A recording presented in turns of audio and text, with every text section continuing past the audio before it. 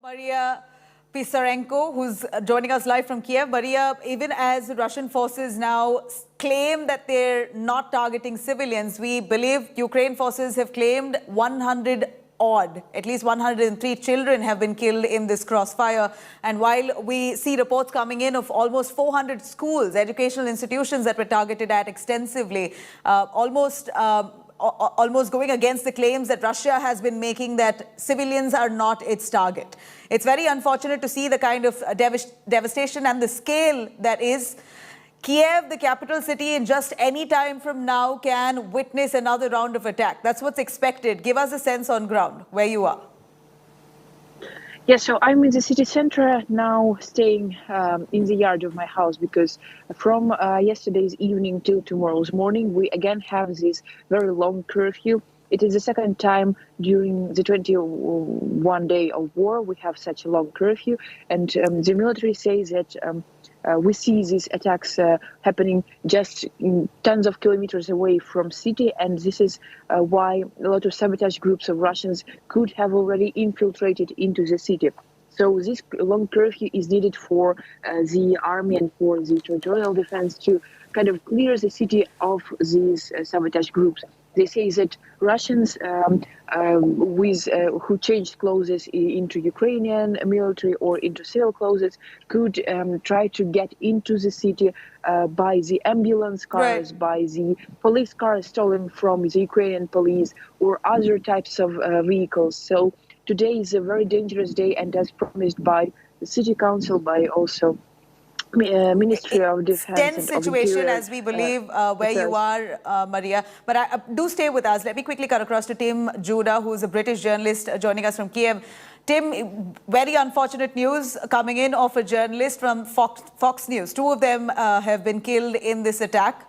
Another anchor has lost his leg. This comes after reports of another American journalist just a few days ago lost his life while on his job. How courageous are you as you are doing your job in Kyiv at this moment, even as the Russian forces are just a few kilometers away, waiting to encircle, waiting to enter and attack Kyiv at any point now? Well, I mean, obviously, I'm trying to be as careful as I can. It's it's relatively safe here in the city centre. The journalists that lost their lives were not in the city centre. The first one who lost his life was in a town called Irpin, which is outside of Kyiv. And the Fox News two were killed also at a place called Horenka, I think, but also outside of Kyiv. So they were not in the city. All right. Tim, we see Ukrainians putting up stiff resistance. We see Ukrainian artillery now trying to strike back and stop Russian forces in their tracks. But as much as we see the kind of might that Russia has been putting on ground, do you think Ukraine will even remotely match up? We see cries and requests, appeals going out to the West to step in with arms, ammunitions, and not just moral support. That hasn't happened so far. Ukraine certainly feeling isolated at this moment. No, you're wrong. Britain and the US and the Baltic countries have given crucial military support, including 17,000 anti-tank missiles, NLAWs they're called, Javelins, and 2,000 Stingers.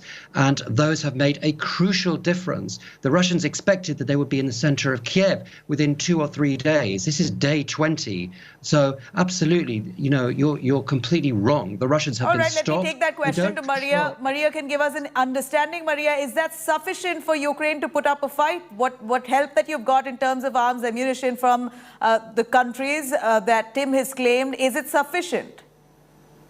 Yeah, it is sufficient, and I 100% agree with what Tim just mentioned, that the support of the Western countries, of NATO allies, partners of Ukraine, is really very huge. And these NLAWs, Javelins and Stingers just made the turning point in the war with Russians. They really do help targeting targeting tanks and armored vehicles, and we see numerous of videos of this process when Ukrainian army targets the convoy of Russians with the help of this very efficient military help, and also the Bayraktar drones, which are becoming kind of again a new heroes in this war, because But is it any Ukraine bought match this to match the Bayraktar. might of Russian forces?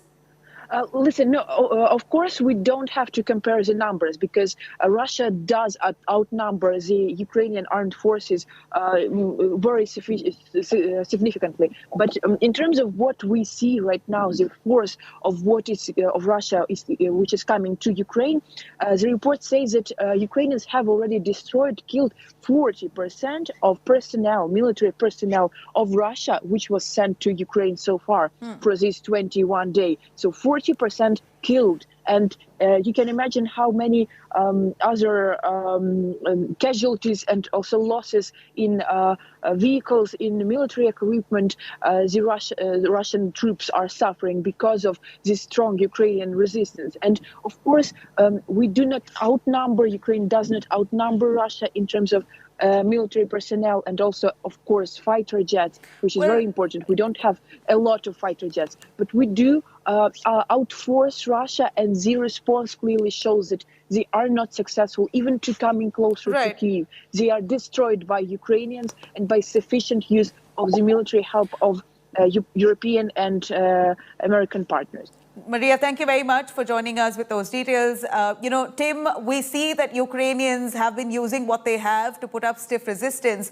But as much as we say is short, Russia is massive when it comes to the numbers on ground. Their arms and ammunition certainly cannot be matched at the moment. We're seeing in just days to come that there could be an imminent attack on Kyiv, and that's what's expected. As this said, is there any more help coming in from the countries that you listed out for Ukraine? Any more that is coming in the way? Well, I mean, I don't know if there's any more military help, but, I'd point out the fact that the Russians expected that Ukraine would collapse within 2 or 3 days. It hasn't collapsed.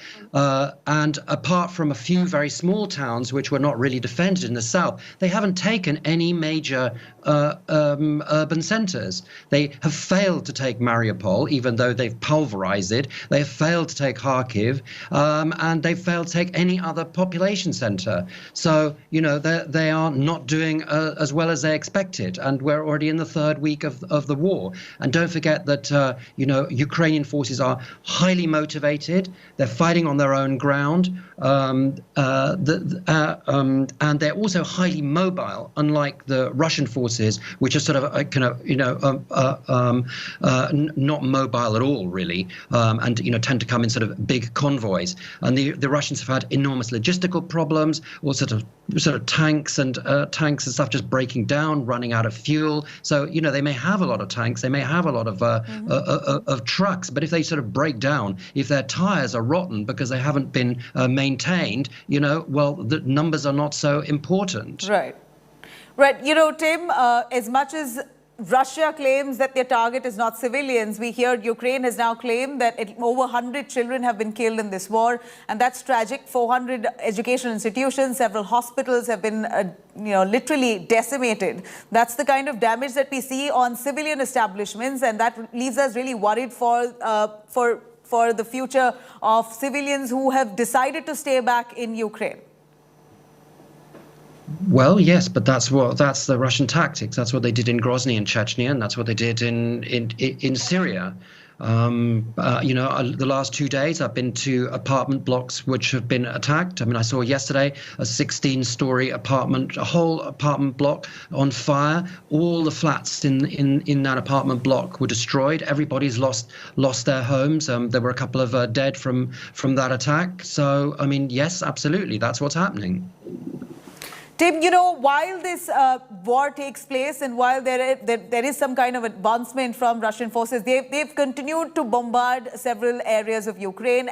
Parallelly, there are talks being held between the two nations, but not much headway. If you can give us an understanding into what's the step down that Ukrainian President Zelensky has taken, or any kind of compromise that he's mulling over to stop this war at the earliest.